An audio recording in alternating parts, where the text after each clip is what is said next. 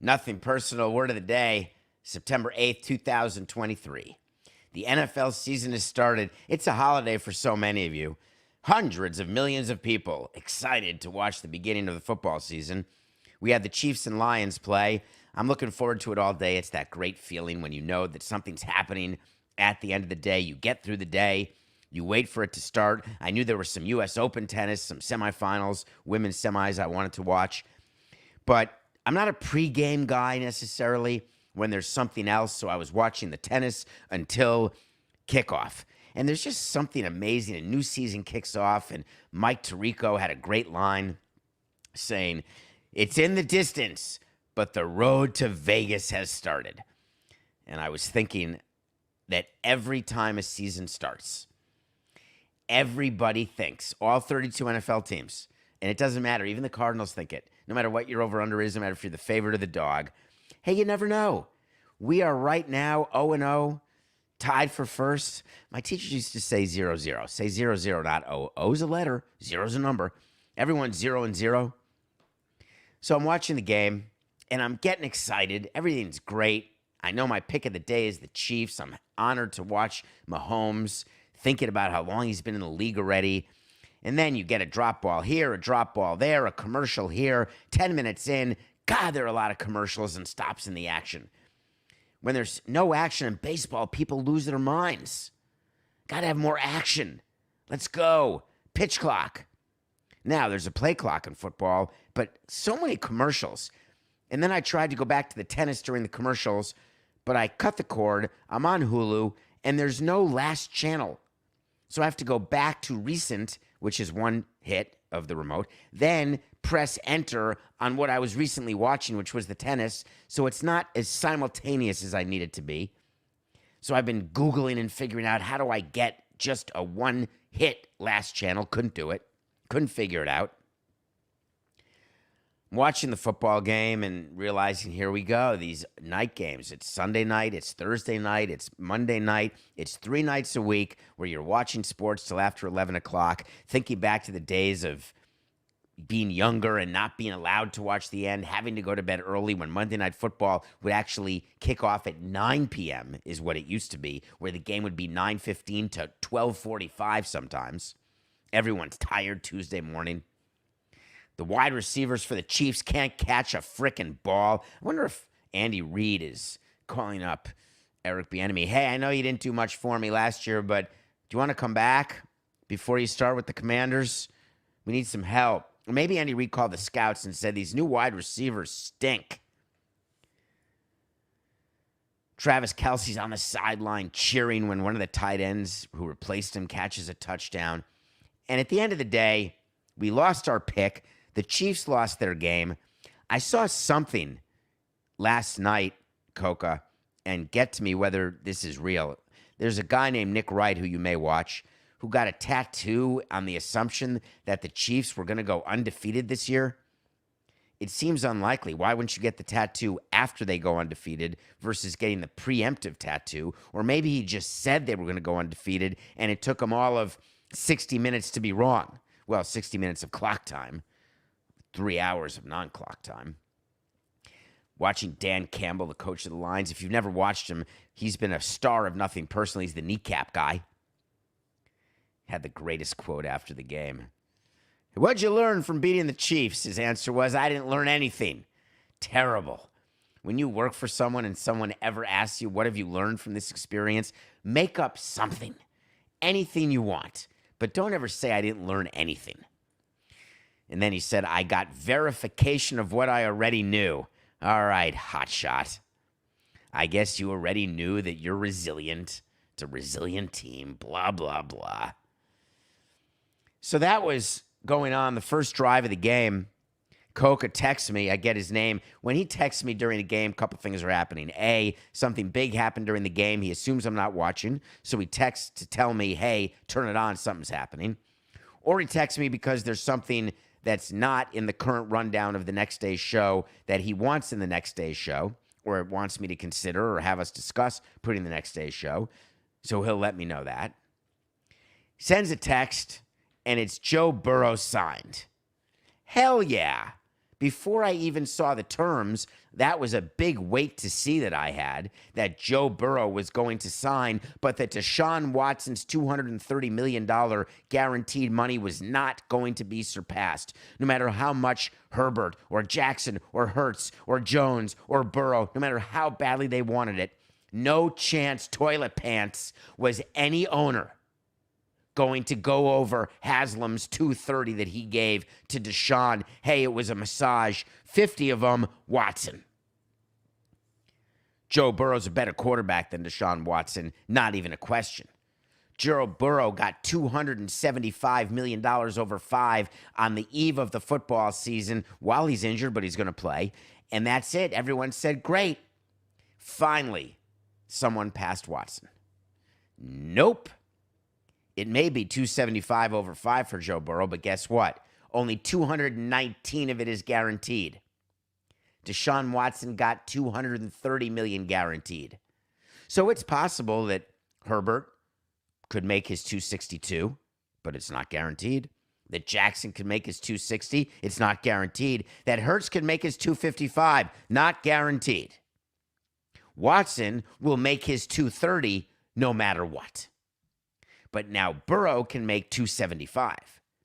So all the media aggregators, all the talking heads, Joe Burrow, highest paid player in NFL history. No, that's not accurate. Deshaun Watson is the highest paid player in NFL history. But if someone gets it after, makes more than 230, then we'll talk. But for now, Deshaun Watson's still the winner. Roger Goodell is stuck with Adam Schefter and other NFL insiders because he craves them like a drug. He wants them leaking stuff, getting interest and getting tweets and clicks and hits and likes and retweets, quote tweets, although they're not called quote tweets anymore, maybe. Quote X's, re-X's. Reacts because it's attention. On opening night of your football season, you want the attention on NBC, you want the attention on Chiefs-Lions.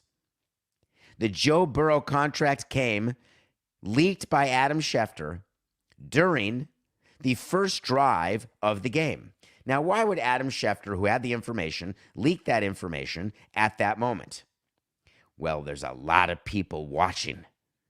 And when they're watching, they're on their phones because people are live tweeting the games. People are looking to see, oh, what happened here? What happened there? Let me look. Let me get a video. All of a sudden, there comes a chef bomb. Do they call it an atom bomb? Matt, that would be not in great taste, but that would be what it could be called. Anyway, he sends this tweet, and obviously it goes viral. And then NBC has to decide in the truck, are we talking about it? Is it just a source? Is it confirmed? Has it been announced? It's not announced. We can't talk about it. But Adam Schefter has it. It's got to be real, although not always, but let's just say it is. I found it to be very interesting that there were people, including Coca, before the show, who wondered, is there a chance that the Bengals would want to announce this while the Chiefs are playing because they hate the Chiefs so much and want to take attention away from the Chiefs, number one, and want to maybe try to piss off Mahomes and say, my God, I can't believe Burrow's getting this, and I only got that. Now I'm not going to play well, and I'm going to go 2 for 12 in the second half with 1 interception when I throw to my crappy receivers. No. This is maximum tweet time for Schefter. The reason why it doesn't help when you make an announcement like that, thinking it's going to upset a player, distract a team. Patrick Mahomes, he knew. Before he stepped on the field, he knew exactly where Burrow was going because Mahomes' agent has to be in touch with Mahomes saying, I know you could be upset. I know that you're no longer the highest paid. I know you're the best quarterback, but don't leave me. I love you, man. And we could maybe do a holdout later, renegotiate something. Just go ahead and defend your Super Bowl championship, and believe me, more money will come. So Joe Burrow gets his deal. Justin Jefferson, the number 1 pick in many of your fantasy leagues, that is absolutely wrong what I just did. I have a friend who's in a fantasy league who chose Justin Jefferson first, and so I extrapolated that other people are as well. but I have no information whether that's true. So Justin Jefferson, drafted first in a fantasy league, did not have the type of day that Joe Burrow had. He's got 1 year left, his fifth-year option on his first 4-year rookie deal where they can pick up the fifth-year option, and he wants a new contract. But guess what he's doing that Chris Jones is not, different situation, that Nick Bosa wasn't until he got his deal? Justin Jefferson is playing. He was asked about the state of negotiations during a press conference, and his answers were a chef's kiss to me because his answers are exactly what I would want players to answer because it makes sense, B, the player's playing. And the player is not going to get a worse contract because he's playing. It's not like he's giving up leverage because he didn't hold out. He said, when asked about what's happening, I'm not really too sure, 100%. I'm just here to play football like always and leave all that other stuff up to them. Of course, I'd want a contract to be done, but at the end of the day, it's all up to them and what ownership wants to do with that. Amen. Again, not pro-management, just a fact. And if you are dealt with a set of facts that you choose to ignore, that's at your peril. If there are a set of facts that you know you cannot change, then why are you trying to change them? Now, there's some facts that you may think you can change, maybe by protest. Side note, Coca, I'm going back and forth to the tennis match. I don't know if you saw this, if you're not watching football or read about it. There were protests. Speaking of trying to effectuate change over things that you may or may not be able to control, do you remember in the NBA during a game when this woman stormed the court and glued her hands to the court, or somebody glued their hands to the court? Last night at the U.S. Open in Flushing, New York, in Queens, there were 4 loud protesters during the Coco Gauff semifinal match. She was up a set and up a game in the second set, and all of a sudden there was a little hullaboo. There was a 4, 8, 6, 9. Suddenly, there was a small brouhaha where everybody's looking up into the upper deck of the stadium, of Arthur Ashe Stadium, and play had been stopped. There were fossil fuel protesters yelling about fossil fuels killing us all, and then the guy glued his bare feet to the concrete on the upper deck, which caused a delay of over 50 minutes. It made me want to buy 10 cars and idle them for the next 10 years. Criticize me all you want, but I dare you to find me any sort of string, cause and effect, or if you like, just causation, that gluing your body parts to some place during a sporting event is going to say to a corporation, you know what? I get it now. I'm going to decrease my fossil fuel usage. I can't believe I didn't think of it. Had it not been for the guy who glued his feet to the ground and delayed the U.S. Open by 50 minutes, including new warm-up time because they had to go back to the damn locker room, had it not been for them, I would have, boom, changed my behavior at my corporation. As a matter of fact, let me get out the iPad, and I'm going to send a message to all of my scientists and all of my employees. Starting right now, I'm so sorry I'm late to the party. We are going to, in the next 10 years, eliminate all fossil fuel usage. Boom. Everybody on the Hill, senators, people in the House. Obviously, we now have the support of the people. We are going to put in legislation that's going to curb and eliminate fossil fuels. GMAB. David, you're so conservative. No, I'm not. David, you're so liberal. No, I'm not. Hi, my name's David Samson. All right, I feel good. I was getting worked up because I'm okay with the protest. I like it. I'm all in. But how about a protest that actually does something, that opens people's eyes and says, wow, I shouldn't be racist? I'm in on that. How about a protest where people say, oh, I'm learning something I didn't know here? That's a good one. I'm in on that. A protest that interrupts something, people are going to come at me now, at David P. Samson. Come at me. I'm in. I can take it. DavidSamsonPodcast.com. Tell me that it's all horse hockey, what I'm saying. No problem. But You tell me when you respond with your anger because me telling you that those protests don't work and no one cares. It's got the same effectiveness as buying a little plane and flying a banner over a stadium that says, sell the team. Oh, I wasn't going to sell the team, but now that I see the protest and the banner, I'm going to sell the team. Tell me something I don't know. I did not realize that by walking on grass, I am damaging the ecosystem, killing grasshoppers. That's actually a great example. I like killing spiders. Someone told me, don't kill spiders. They're good because they're going to eat the mosquitoes or something. So I said, hey, didn't know that. Now, when I see a spider, I just remove it from where it is, put it in a different place that's not in my way, because I had no idea. Gluing your feet. So I went back to football during the protest because I don't need to watch a guy trying to get talked off the glue. What do they do, that super glue remover stuff that you get in the art room? Oh, Mom, I super glued my finger to the table.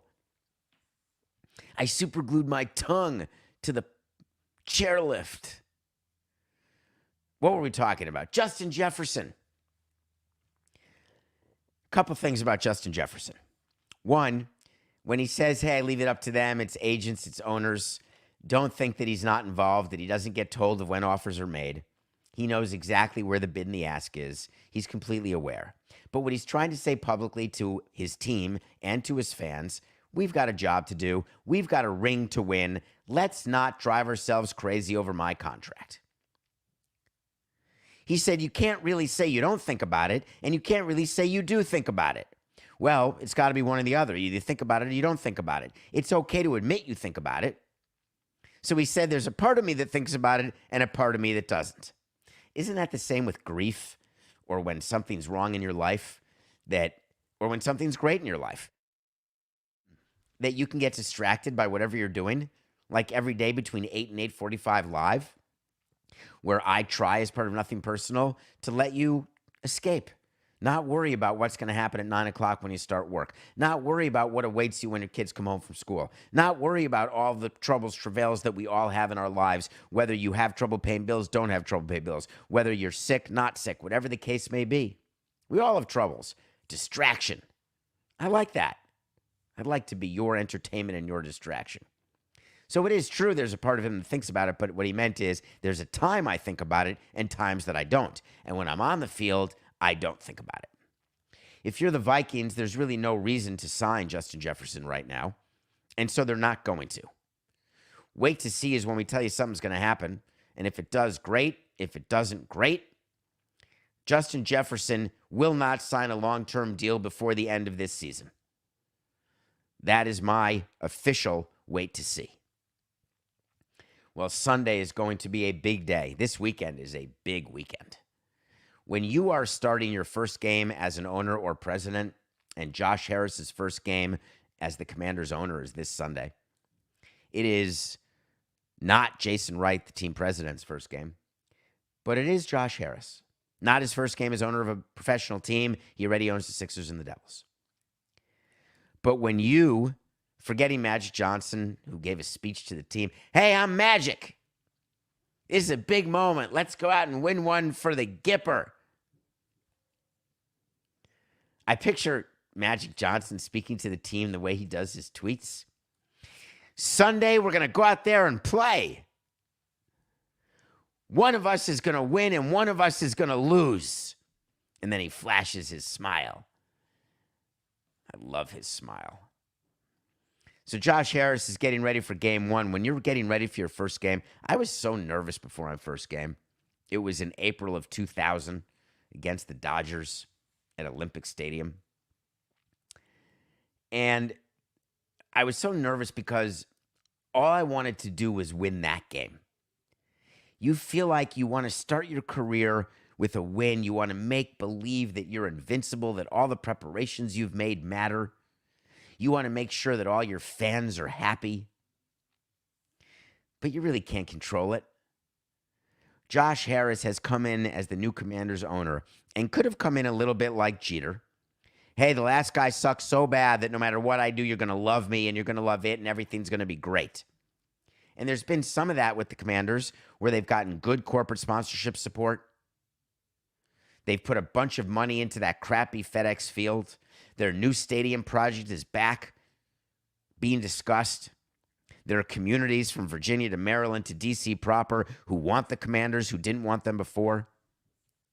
There's people who are begging him to change the name, rebrand. You can't do it that quickly. But what is Josh Harris actually thinking today? He's thinking, how do I avoid anything negative? I want my first day to be nothing but unicorns and rainbows. And the most important person for that is not Ron Rivera. It's his head of stadium operations. Because before his first home game, Coca, I am drawing a blank right now, if you don't mind. But I can look. Who are the Commanders playing? The Commanders have their first game, and for whatever reason, I can't tell you who they're playing. But now I'm going to because I'm looking. They're hosting the Cardinals. They are favored by a touchdown over the Cardinals Sunday at 1 o'clock. So the reason why your stadium operations person is so important is you want ingress and egress to go well because they're sold out. You don't want traffic. You want your concessions to go well. You don't want lines that are too long. You want the turnaround time, the transaction time to be good. TBT, time between transaction, you want to be as short as possible. You don't want to run out of food. You want your customer service people on point. All of the game day employees. You want everyone to experience the Josh Harris era as totally different. You want to make sure there's no leaks. There's no problems with the lights. There's nothing.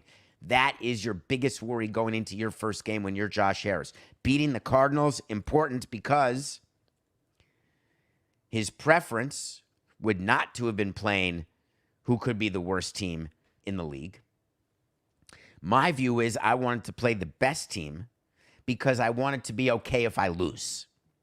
If you're playing the worst team and you lose, same old Commanders. New owner, here's the headline. New owner, same result. You want to avoid that. But they are playing a crappy team, the Kyler Murray-less Cardinals. Josh Harris is not going to get much sleep over the next 2 nights. He's going to get up, get to the ballpark, get to the stadium early, FedEx Field. He's going to get a list of people from his assistant, all the people he's got to see, all of his partners, all of the top sponsors. He'll do a little appearance with season ticket holders. He'll be in the clubhouse and talk to the team, shake hands. His family's all excited. There is nothing like your first time. And that applies to just about anything. So Roger Goodell is not as concerned about Josh Harris and the Commanders. Doesn't care that the Kansas City Chiefs wide receivers were terrible. He's got a whole different set of things that he thinks about before week 1. Now that week 1 has actually started with the Thursday night game. He's got to make sure that his broadcast partners are good. Wants to make sure his owners are good. Wants to make sure that there's no legal issues he's got to deal with. And he makes a list. He goes to the Western Wall in Jerusalem, makes the list and puts a piece of paper on the wall as a prayer. And he says, I got 2 things that I'm thinking about and 2 things only.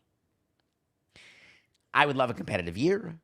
I would love there to be races and great playoff games and no blowouts. I want all of that on the field stuff to be great.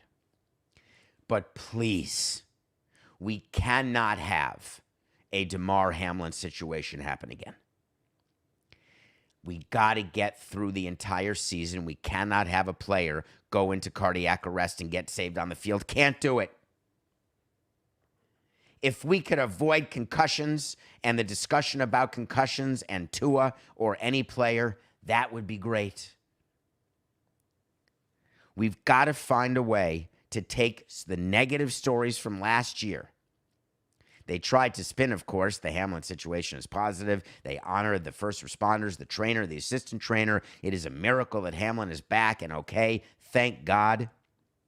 stories of so many other athletes, including LeBron James' son. Shout out to Bronny. Please get better. He has a congenital heart defect, which they say will be fine, so he should be able to play again. Not sure what that means.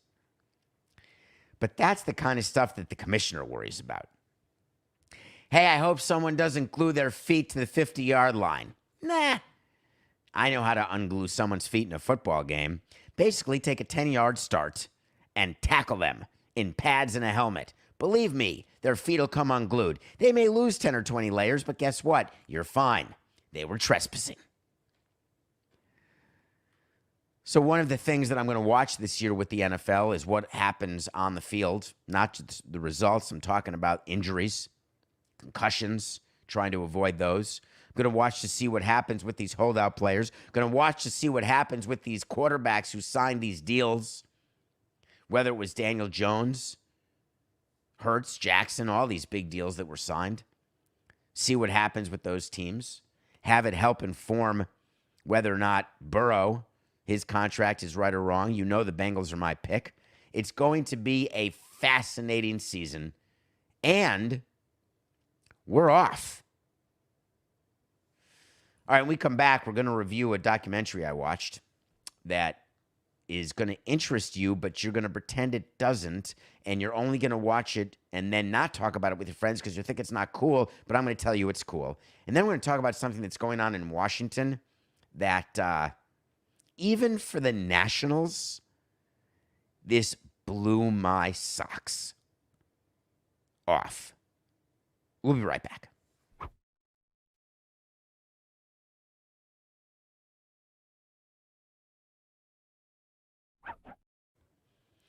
Welcome back to Nothing Personal.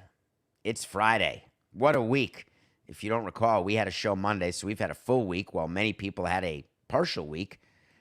Every day is 20% of the week when you do a show or when you just, whatever job you're in. When you take 20% of the week off, that means your whole week is 80%, and then every day is 25%, not 20%. But this is the end of my week. End of your week. Excited for the weekend? Thank you for subscribing, for going on our, I cannot believe the number of people who bought horse hockey shirts. I can't wait for you to get them. DavidSamsonPodcast.com. In addition to the other merch, thank you, thank you. Thank you for listening to the show, for subscribing on YouTube, Nothing Personal with David Samson, telling your friends about it. Believe me, your word of mouth, that's the promotion I get, baby. And you know what? It's all I need. I like that we've got a bunch of Samsonites and Samsoners. I appreciate that, believe me. I watch a movie every day. I've got a routine. My routine is pretty much down.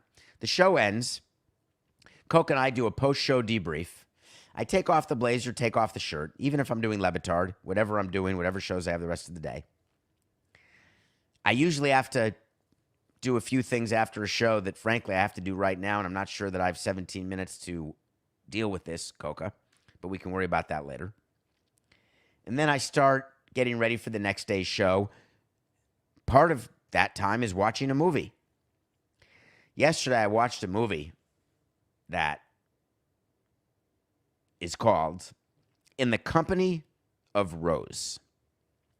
In the Company of Rose is a documentary about Rose Styron.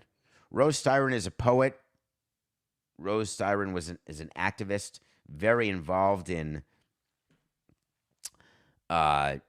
what's that thing for humanity? This is unbelievable what I have for Friday. What's the thing? Not Hands Across America, not We Are the World, where you go. Amnesty. Thank you, Coca. Very, very involved in amnesty.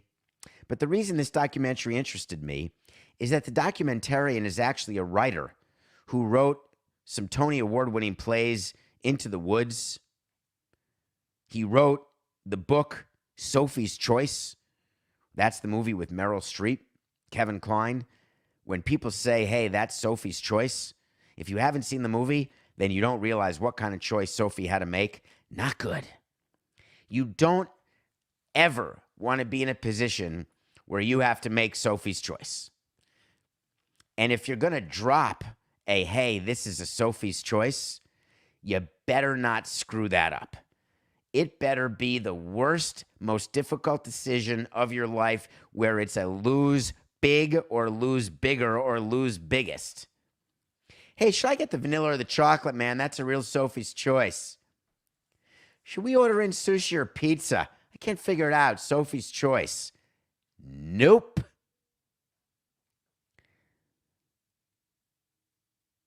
I could argue that James Franco had a Sophie's choice in 127 hours, but I'm not even sure that rises to the level of Sophie's choice.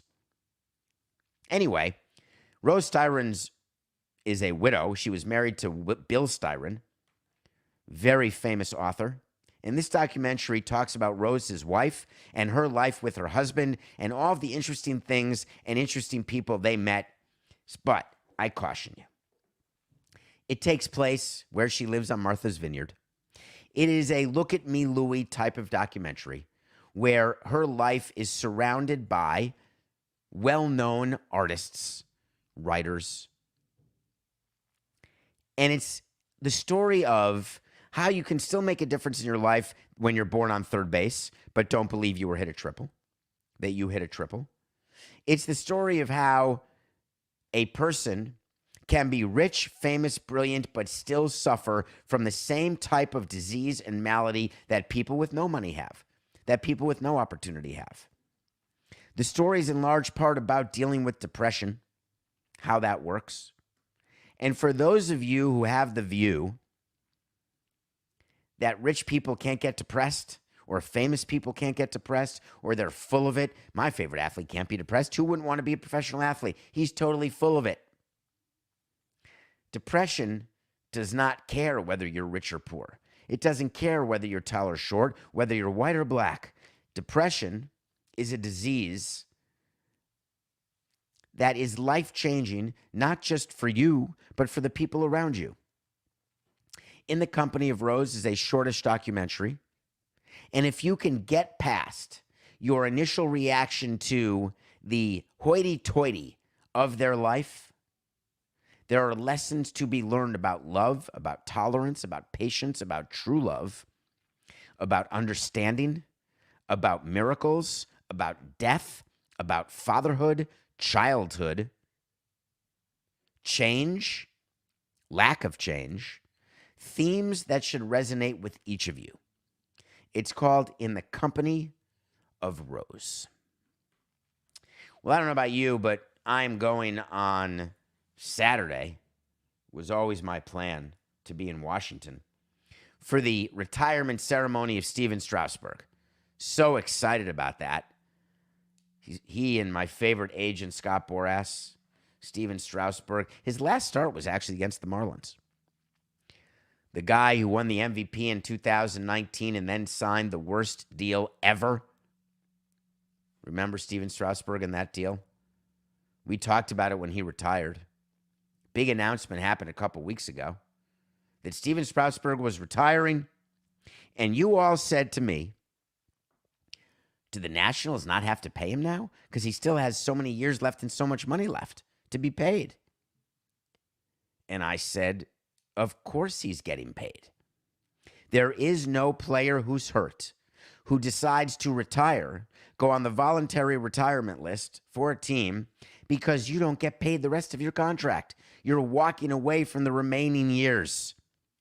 So I explained to people that while Stephen Strasburg is retiring, they can take him off the roster. They can take him off the injured list. They don't have to pay for his rehab. It's no longer workers' comp, although workers' comp says you've got to get a player back to where the player could play, even if the player's not playing. But all of that said, totally works out. Strasburg doesn't have to come to spring training. He doesn't have to rehab when he doesn't want to. He can live the whole life, his full life that he wants to live. And this is the guy who got that $240 million, all for 8 starts. That's the number of starts he's had since the 19 World Series. 8 starts, 31 innings. It's almost incredible. So they're going to bring him back. You have a retirement party. You give him a present. Maybe it's a razor. There's going to be a table on the field. You're going to see Scott Boras, who's going to be there as a little FU to the learner ownership. Look what I did to you. And nah. It's going to be a celebration. They'll retire his number. They're going to be in love because he was the MVP of the one World Series they've won as the Montreal Expos / Washington Nationals. Which brings me to a question. Do the Washington Nationals use the Montreal Expos as in their record book, or do they use the Washington Senators? So is Vladimir Guerrero somewhere atop the leaderboard for the Washington Nationals? Pablo, can you find out for me, please? So everything's going according to plan. I've got my train ticket ready to roll. Word comes out yesterday that the whole thing's canceled. And I thought to myself, is he sick? Does he have COVID? Did they not allow Scott Boras to sit on the field because he demands that kind of thing? What could have possibly happened? Is he going to try to come back? Well, you can still do the retirement, but then you can come back next spring training and say, you know what? I feel so good. Thanks for the ceremony. I'm coming to spring training. Look at me go. But apparently, there is some disagreement over what Stephen Strasburg's retirement actually meant. And the disagreement, shockingly, is about money. Is it possible that the Lerner family in Washington, who is selling their team, that they had the understanding that Stephen Strasburg, by retiring, was not going to have any money owed to him? Is it possible that Scott Boras said, no problem, Stephen, retire, but you can't officially retire. We can say you're retiring, but you're not filing the paperwork because you're collecting the money. I got commissions to make. I've got science institutes and performance institutes to fund. Could there have been that level of miscommunication? Are the Nationals that out of it that they thought that somehow Strasburg was going to even walk away from $1? You can renegotiate, and the union would allow it. If Strasburg is due money over the next 3 years, and then he was getting deferred money through 2029, and you want to do a Bonilla where you're doing deferred money through 2050, you could do that. The union would approve it. But you know why the Nationals don't want to do that? Because when you're selling your team, you don't want any obligations, any accounts payable out over a large number of years, thinking that the new owner will be more than happy to pay Stephen Strasburg, because the new owner doesn't want to pay Stephen Strasburg. So you want to try to get that liability off the books, because a new owner will come in and say, I'm not paying it, take that money off the purchase price. And then they have to argue and agree on what's called a discount rate, because it's not like they're going to go after the Miller family. Damn it. 8-12-69. It's not like they're going to go after the Lerner family for the next 20 years. Every time, we owe Strasburg $5 million. Hey, Mark, can you send me $5 million? Doesn't work that way. The current owner of the team is the one responsible. The current owner of the team will pay the $5 million owed to Strasburg in a particular year. And the current owner of the team doesn't want to chase Mark Lerner, who could be out sipping margaritas on a private island with the proceeds from the sale of the team. So you come up with a way for the Lerner family to pay the entire amount owed to Strasburg up front. But when you're paying out someone over 15 years, $100 million, let's say, that's not worth $100 million today. So it's another point of negotiation where you have to agree on a discount rate. Discount rate is how you calculate what money tomorrow is worth today. And there's 20 different ways to do it, but at the end of the day, it's a negotiation. So, did the Nationals think they had a deal done to deal with this now, and Scott Boras changed his mind? What kind of miscommunication did exist? The Nationals are dealing with the sale of their franchise. They're dealing with turnover around the front office that is significant.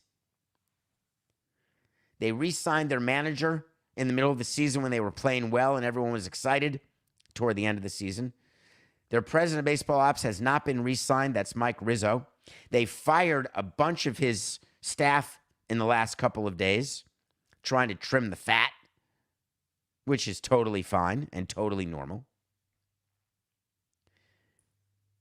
But the Strasburg situation is so far from normal that we're going to hear more about it. There's got to be another explanation of where that misunderstanding was. I mean, I was picturing that phone call. Hey, Mark, Scott, just want to make sure we're good. We haven't gotten the signed document yet. What signed document? The signed document, that was negotiated to give Stephen his money over a period of time because he doesn't want to show up and do anything. Now, Strasburg actually has to show up. That's really funny. Coca, the Nationals use Expo stats. That's cool. So Guerrero, Dawson, and Gary Carter are 2, 3, 4 on the all-time home run list. Is Zimmerman number 1 then? Is he the all-time home run hitter for the Nationals? Yeah. That's pretty cool. Vladimir Guerrero, number 2 all-time for the Washington Nationals. All right. Pick of the day. Chiefs minus 4.5 over the Lions in the NFL season opener. That was a win. They won the game 20-14. That was outstanding. So we won our pick last night. We had the Cardinals losing to the Braves. That was terrific. We won that. What's amazing to me is we were almost done with the segment. We had to call DraftKings and say, hey, we're never doing another segment again that you're not sponsoring. Because if I'd lost the Braves pick last night, I was going to stop doing the segment altogether. Remember I told you that Adam Wainwright shouldn't take the ball? Well, he shouldn't. So that was a win. So we are 123 and 123 after our 1-1 night last night. Because while I call the Chiefs winning 20-14 a victory, that's covering the spread. Some of you will claim that Chiefs losing 21-20, not covering the spread, means that I have to take the loss. Me, I don't agree with that. I want to take the win because that's when I feel like the game ended. Let me give you my weekend picks. I got a Friday, a Saturday, and a Sunday. Let's start with Sunday. We're going to go backwards. NFL opening weekend. Sunday. Big game. Bill Belichick, hot off the press. Who cares? Side note, is it really big news that Bill Belichick and his girlfriend since 2007 have broken up on the eve of the season after likely was not an acute issue? It was, I'm not liking you anymore. Hey, I'm not liking you either. Weren't you supposed to retire? Weren't we supposed to travel? Hey, I love football. I love our team. I love how I feel. See you later. But then people were concerned, what if she knows stuff about things that Bill Belichick have done or the Patriots have done or Robert Kraft have done? What if she's going to start chirping? GMAB. Give me a break. Patriots are getting 4 points from the Eagles. Eagles coming off their Super Bowl loss. What a game that was. Eagles are giving 4 to the Patriots. The Patriots are not good. We're taking Eagles minus 4 of the Patriots. That's Sunday. Saturday, while I'm doing my preparing, the 24-hour run that I'm doing, by the way, is we're starting because of weather. We're starting at Sunday at 6 a.m., ending Monday morning at 6 a.m. So I will be here Monday, 8 a.m., no problem. I'm going to feel fresh as a daisy. Happy to show you all of the blisters and all the issues from 24 hours of training. Saturday, I'm going to watch prime time second game. Matt Rule, the coach of Nebraska, there's a decent chance he's going to outcoach Deion Sanders. Deion Sanders coming off this huge opening week victory against TCU, becoming the darling of football. We did a segment on prime time. And now Colorado is giving 3 to Nebraska. And everybody's betting Colorado. Everybody is on Deion Sanders.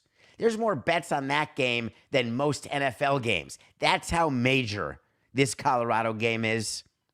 And I'm going against everybody. I'm taking Nebraska plus 3 against Colorado. I think there's going to be a letdown. Tonight I'm going to watch some football because one of the most interesting men I'd met in my career, a great guy, Bruce Bochy. You'd be shocked at the size of Bruce Bochy. His head, his hands, his presence. He's so imposing. Brilliant. Such a brilliant baseball mind. Brilliant manager, successful.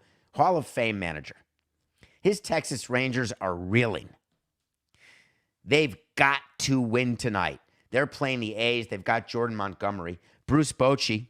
The Rangers are half game out of the playoffs right now. Bruce Bochy is going to get his team together, not in a team meeting. This is when Bruce Bochy works the clubhouse, works BP, speaks to the players. Gentlemen, I don't care what happens. We've got to beat the Oakland Athletics. And they're going to. Friday, Rangers over A's. Saturday, Nebraska take the points over Colorado. Look for Deion Sanders to have a problem. A lot of hype. Sunday, Eagles -4 over Patriots as they head their way toward Vegas. And that's the end of our show, and that's the end of another week. It's just business. We'll be back Monday because this is nothing personal.